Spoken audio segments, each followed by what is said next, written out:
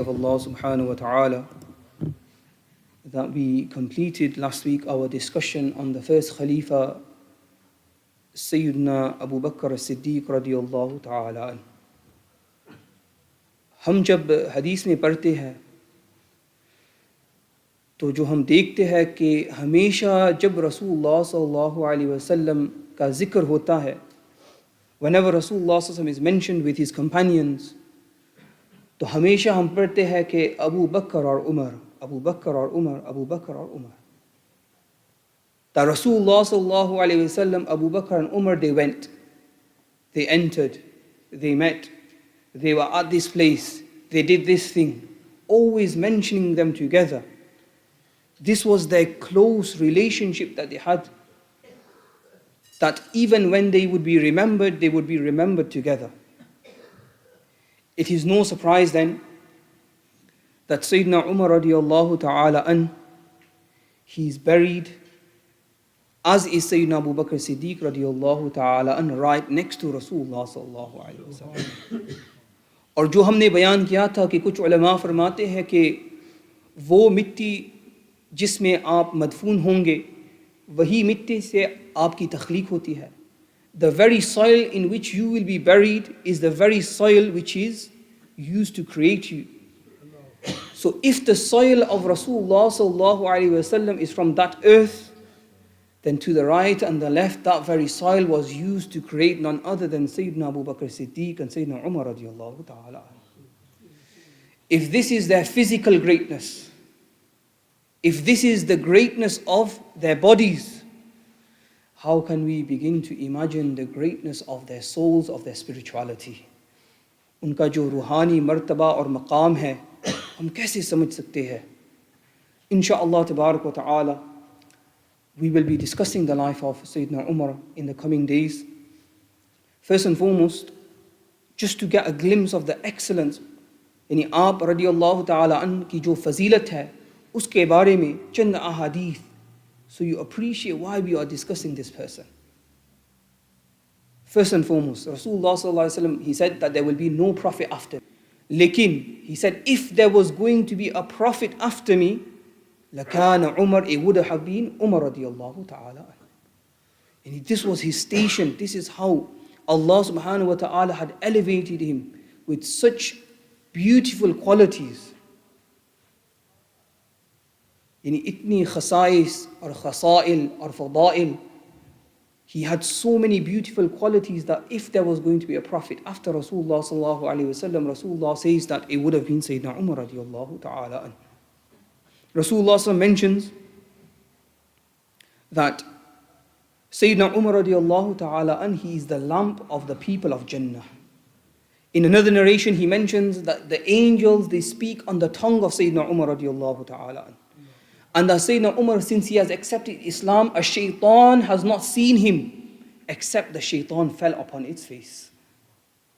This is that individual, my dear brothers, whom Rasulullah sallallahu alaihi wasallam ने खुद दुआ मांगी कि वो इस्लाम कबूल करे. He sallallahu alaihi wasallam himself made dua that Sayyidina Umar radiyallahu ta'ala an, he accepts Islam. So it is important, हम पर फर्ज बनता है कि हम Sayyidina Umar radiyallahu ta'ala an के बारे में कुछ न कुछ इल्म रखें.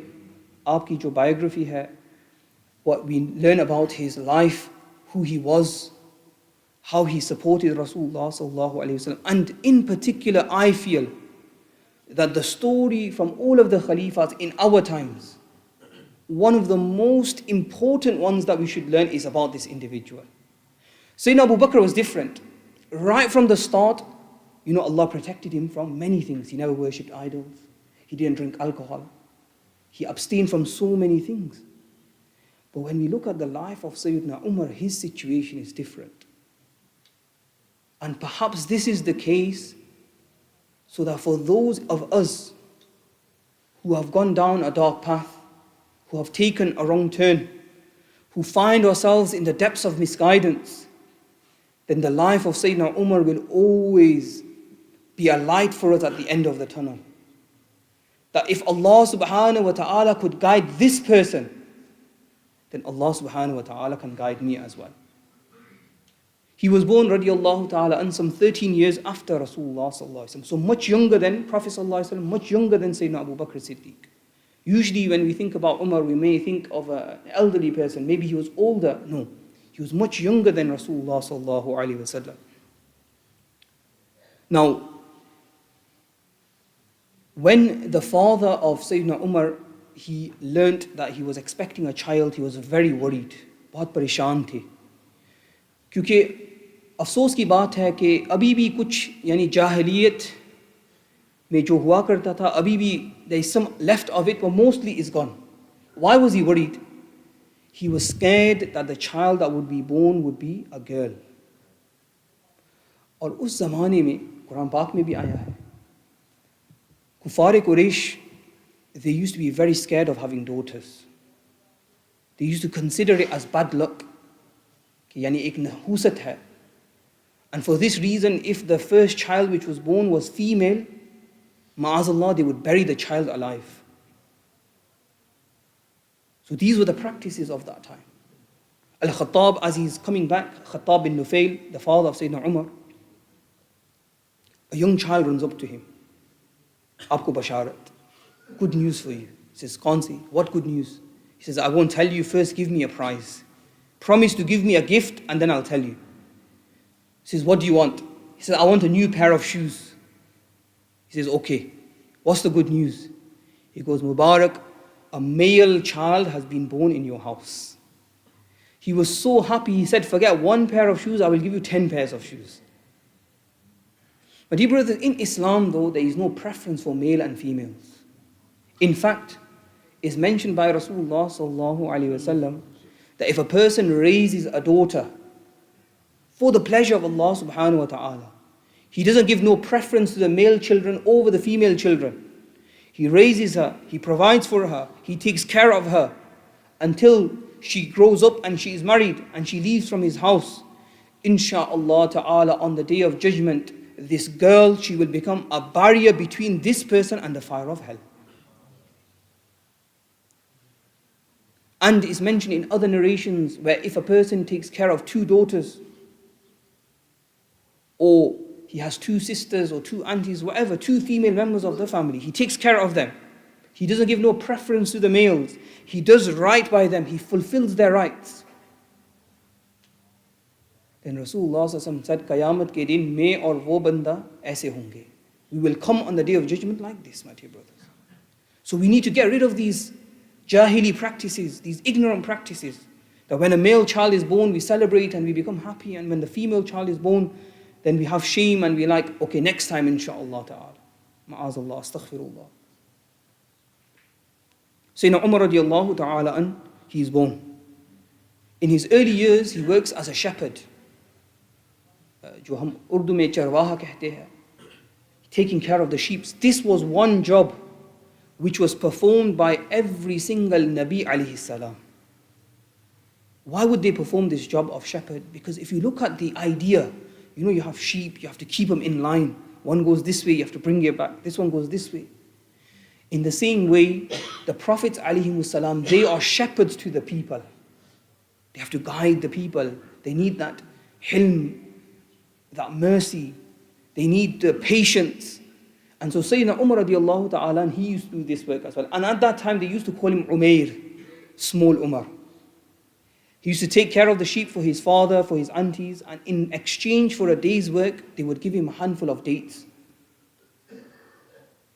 Now his father, Khattab, this was in the time of the Quraysh, they were hard times. He was a very harsh man, very strict. He says that whenever I used to do work, जब उनके लिए मैं काम किया करता तो अगर मैं सही काम करता, then he would make me do lots and lots of work to the point when I would be tired. अगर काम में गलती करता, then he would be so difficult with me, so harsh with me. He would hit me, he would beat me, he would verbally abuse me, etc., etc. Now look at this. This is the wisdom of Allah subhanahu wa ta'ala. Sayyidina Umar, he goes through this. अगर if it was us, हम सोचते कि अगर मेरे साथ ऐसा हुआ तो ज़रूर है कि अब मेरे बच्चे के साथ भी ऐसा ही होना चाहिए. This is how we think. We think that if we go through some zulm, we go through some injustice, then my children have to go through the same injustice. And like this, the cancer is spread from father to son, from mother to daughter. The cancer keeps transmitting down the generations. It's true that we should challenge our children, but we should never do zulm upon them. We should want them to raise and go high, to reach high stations. We should give them challenges, so on and so forth, but we should never do dhulm upon them. We should never do injustice upon them. In fact, this difficulty that Sayyidina Umar radiallahu ta'ala he went through, this would become the catalyst for him seeking out justice. कि मेरे साथ जो नाइंसाफ़ी हुई,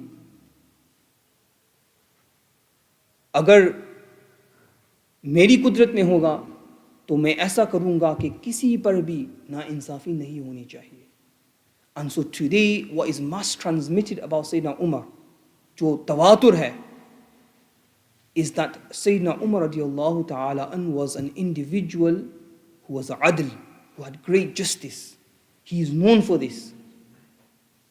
Throughout the world, Muslims and non-Muslims who read his history, they come to this testament and they testify that there was an individual of such great justness who was so just, and that was Sayyidina Umar radiallahu ta'ala. Other than this is mentioned that Sayyidina Umar radiallahu ta'ala in his youth, he was a great wrestler. He was very, very strong, a very tall individual. Allah subhanahu wa ta'ala blessed him in this manner. Us zamane mein, there used to be markets. One of the famous markets was the Uqazi market. And alongside the market, there would be like wrestling competitions. So, Umar radiallahu ta'ala, he would enter, and it's mentioned that he was undefeated in these wrestling competitions. He would be able to beat everyone. He also was very proficient in poetry. He had learned the poetry from the time of Jahiliyyah. He was very eloquent. He even knew how to read and write. It's mentioned in Makkatul Mukarramah at that time there was only 17 people who knew how to read and write, and Sayyidina Umar radiallahu ta'ala, he was one of those individuals. यानी इससे साबित होता है कि अगर कोई बंदा बहादुर होता है, if he's brave, तो इसका माना ये नहीं है कि he can't be intelligent as well. You see Sayyidina Umar radiallahu ta'ala, he has a balance. He has the strength, but he has the intelligence as well. Unfortunately, क्योंकि वो उस ज़माने में he was in that time there were many bad practices. People, they used to unfortunately worship idols. Sayyidina Umar radiallahu ta'ala वो फरमाते हैं कि कितनी अफसोस की बात है, how did we used to even think, हमारी सोच कैसी थी कि हम बुत की जो है इबादत करते थे. We would worship an idol which was made out of like dates, khujur, and after we finished worshipping it, when we would get hungry, we would eat that same idol. He says, such a sad state of affairs. We were so lost in the depths of darkness. Another thing, unfortunately, the people used to do at that time, they used to drink alcohol. And alcohol was not haram at that time. The message had not been revealed. The people of that time, they used to drink a lot of alcohol. And unfortunately, Sayyidina Umar radiallahu ta'ala was one of those individuals who would partake in this. And this is where his conversion to Islam actually begins. Because one night, Sayyidina Umar radiallahu ta'ala uski jo behan hai, she was giving birth in the house, so he didn't want to stay there, he wanted to go outside. And so he was looking for his friends. Jo dost hai, jiske saath wo yani sharab piya karta tha, he goes, let me go and find them, I will drink some alcohol with them. But he couldn't find them. And because he couldn't find them, he thought, ab kya karu? There's not much to do. So instead what he decided to do was, he decided to go and do tawaf of the Kaaba. Because wo bhi tawaf kya karte the, they were from the descendants of Sayyidina Ibrahim alayhi salam. Now look at this. This is the thing about bad company. If he had gone towards those friends, maybe what happens next would never have happened. But because he didn't find them, he goes towards the Kaaba. It's the middle of the night. There's nobody there except for one person. सिर्फ एक आदमी वहाँ हाजिर है. Who is that individual? Is Rasulullah sallallahu alaihi wasallam. Rasulullah sallallahu alaihi wasallam namaz पढ़ रहे हैं. He is reciting from the Quran Kareem. Now you need to understand something. You know, at this point in his life, Sayyidina Umar is something maybe 26, 27, young man. Sayyidina Umar was one of the greatest enemies of Islam. At this point in his life, Sayyidina Umar, he hated Islam. His job, the Banu Adi, the tribe he belonged to, they had the job of sifara, ambassadorship. They would represent the Quraysh to the other tribes. जो और कबाइल है और खुद उनमें से जो कबाइल है in the Quraysh, he would represent the various tribes and he would represent the Quraysh to all of the other tribes. Now because this new religion was coming and the Quraysh were being split up, he did not like this. That we as Quraysh, our unity is being broken. We are being embarrassed in front of the other tribes. And because of this, he had a very, very strong opposition to Islam. बहुत उसने किया. Yani there were certain slaves that he had who were Muslim. He used to beat them and beat them and beat them and beat them. And when he would stop, he would say to them, so they wouldn't get any misunderstanding कि मैं इसलिए नहीं रुका हूँ कि मुझको कोई अफसोस हुआ है या ऐसा कुछ. मैं सिर्फ कुछ थका हुआ हूँ. When I regain my strength, then I will carry on beating you again. And this was the harshness of Sayyidina Umar radiallahu ta'ala. This was his opposition to Islam. Yani his opposition, my dear brothers, is something which is so important to listen to. His opposition to Islam was so severe that the people had to migrate out of Makkah al-Mukarramah and go to Habasha, Abyssinia. One of those individuals, her name was Abdullah. Her husband had gone somewhere, they were preparing to leave from Makkah al-Mukarramah because of the oppression of the Quraysh. Saman tayyar kar rahi thi ghar ke bahar. Outside of the house, she's preparing her luggage. Sayyidina Umar radiallahu ta'ala an wahan se guzarte hai, he passes, he says, Abdullah, kaha ja rahi hai? Where are you going? And normally they would be very scared of Umar, but she's leaving. And she's like, I'm going to let him hear it today. He's going to hear it from me today. And she started shouting at him, and she was so angry at him.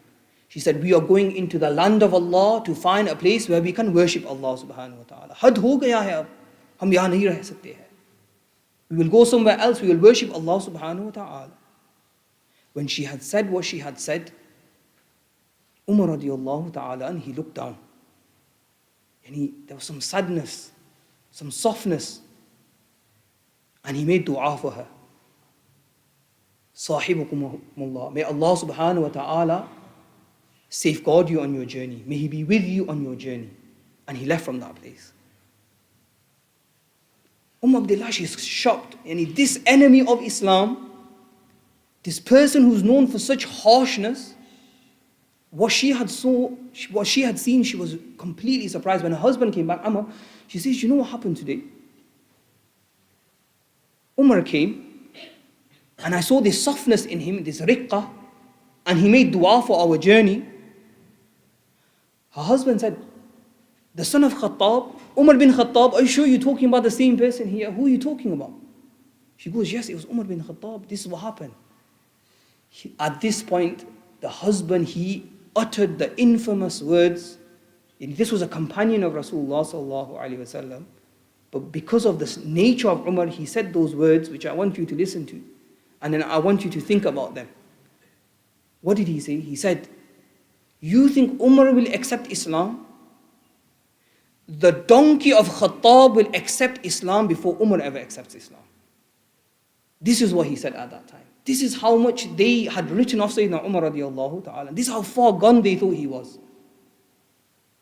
But yet what happens? Look at this. Sayyidina Umar radiallahu ta'ala, he doesn't find those bad friends.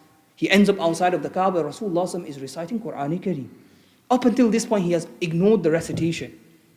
He's never paid attention to it. Today, he thinks, Sunte hai, ye kya hai? What is he reciting? And he's listening to the Qur'an. Surah Haqqah, he's reciting.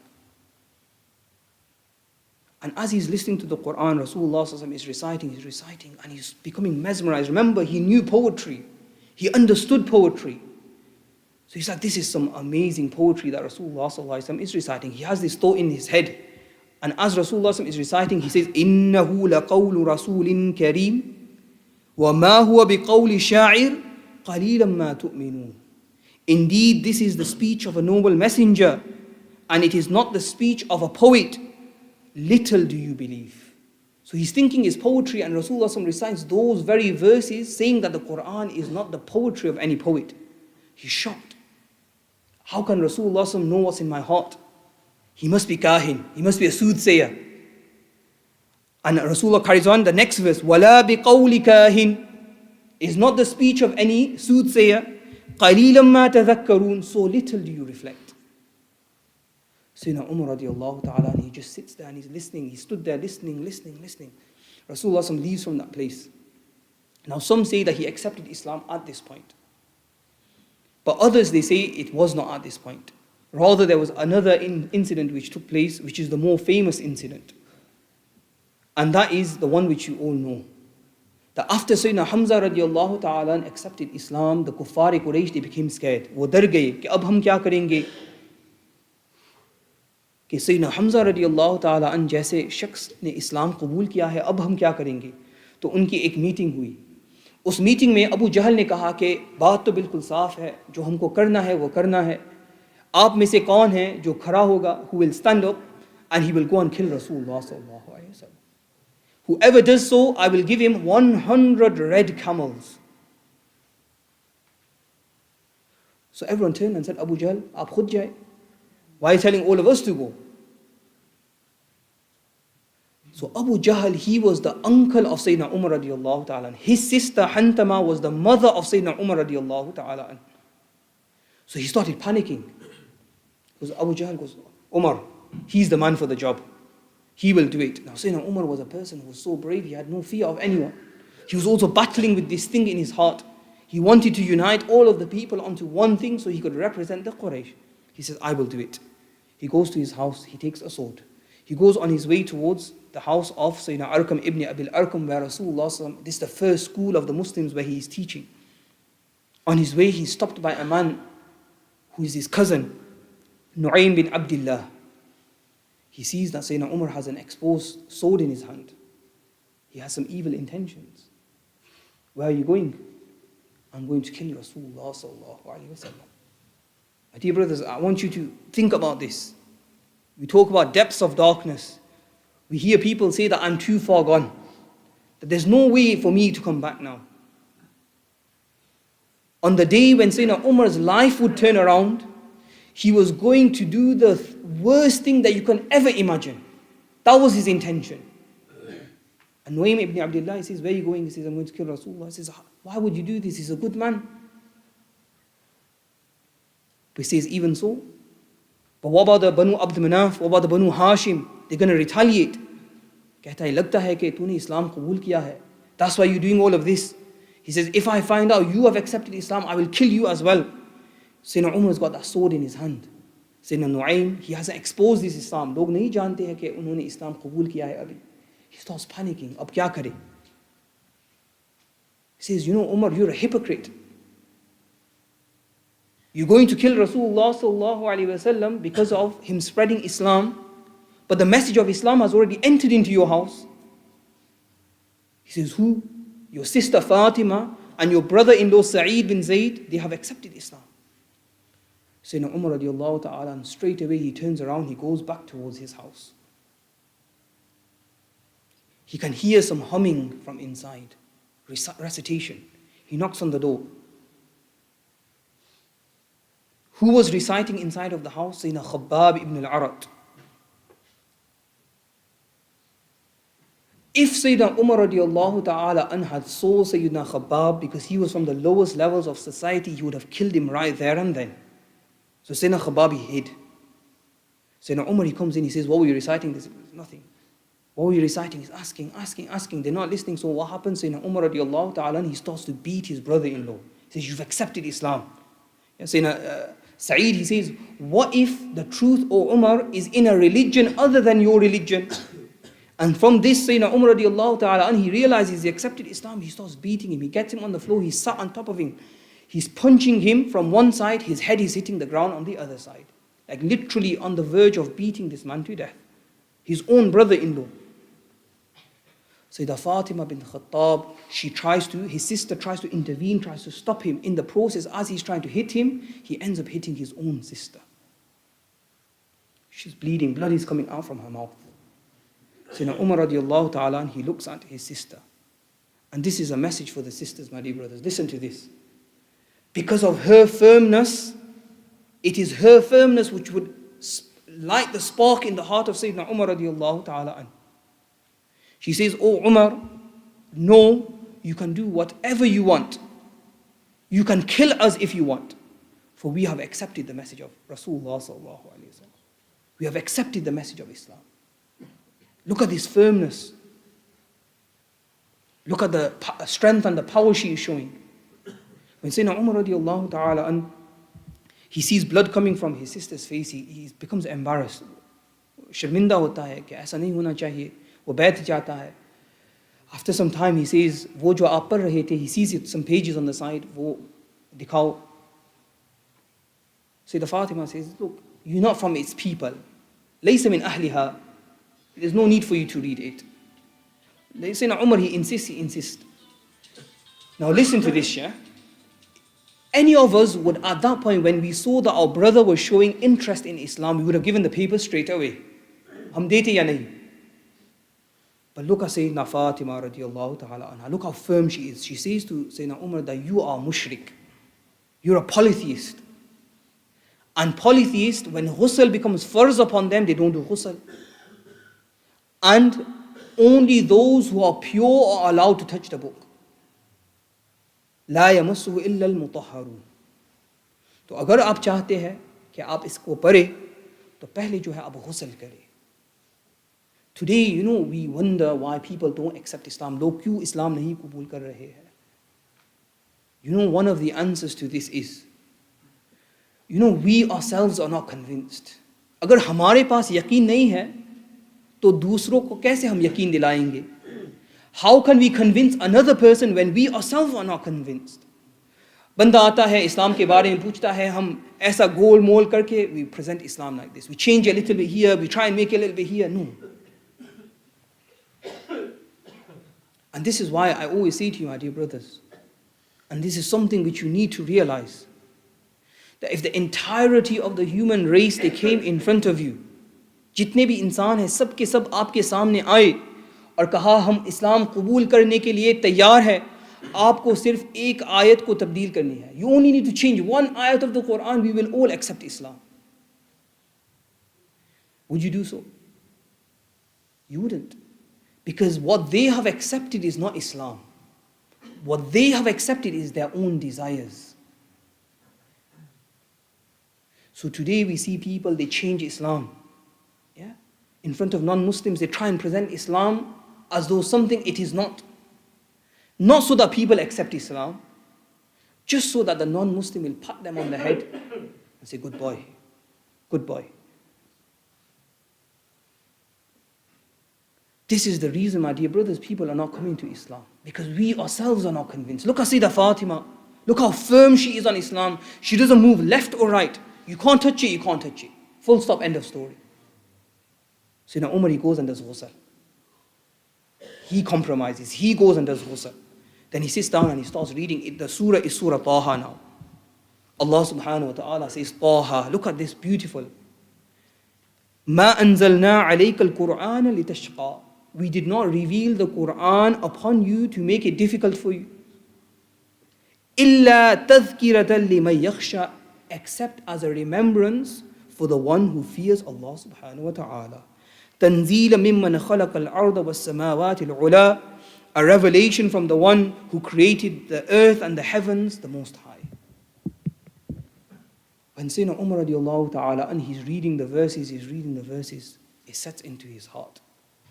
Sayyidina Umar radiallahu ta'ala, and he expresses that I want to accept Islam. At this point, Sayyidina Khabbab, he comes out of hiding and he says, O Umar, glad tidings for you, because the dua Rasulullah sallallahu alayhi wasallam has been making today, it has been accepted. Yani Rasulullah was making dua that you accept Islam. They go towards Bayt of Arqam ibn Abil Arqam. The companions, when they see Sayyidina Umar from the keyhole, he's coming, he's got a sword in his hand.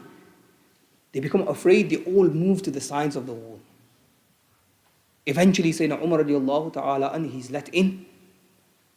Rasulullah takes grab hold of his qameez and he says, "Oh Umar, how long will you fight Islam?"